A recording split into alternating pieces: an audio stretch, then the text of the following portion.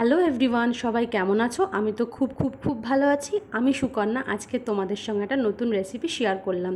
খুব গরম, কি খাবো ভেবে পাচ্ছো না, খাবার কোনো এনার্জি নেই, চলো একটা নতুনভাবে বেলের শরবত আমরা বানাই।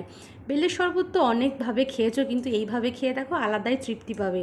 প্রথমে একটা বাটিতে বেলটাকে নিয়ে নিতে হবে, সাথে কয়েক টুকরো বরফের কিউব, সাথে দই থাকবে এবং থাকবে হচ্ছে পরিমাণ মতো বিট নুন আর জলজিরা। জলজিরাটা কিন্তু অবশ্যই অপশনাল। জল তো অবশ্যই নিতে হবে।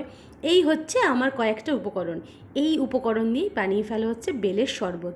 প্রথমে একটা পাত্র নেবে, তার মধ্যে জল ঢেলে সুন্দর করে বেলগুলোকে নিয়ে ভালো করে মিশ্রণটাকে ভালো করে গাঢ় করতে থাকবে, যতক্ষণ না প্রপারলি গাঢ় হয়ে যায়। তারপরে সুন্দর করে গাঢ় হয়ে গেলে দানাগুলোকে ছেঁকে নিয়ে সুন্দর করে গ্লাসের মধ্যে ঢেলে সুন্দর করে বরফ আর লেবুর কিউব দিয়ে পরিবেশন করো বেলের শরবত। ভালো লাগলে সাবস্ক্রাইব করো। Thank you so much everyone. Good night.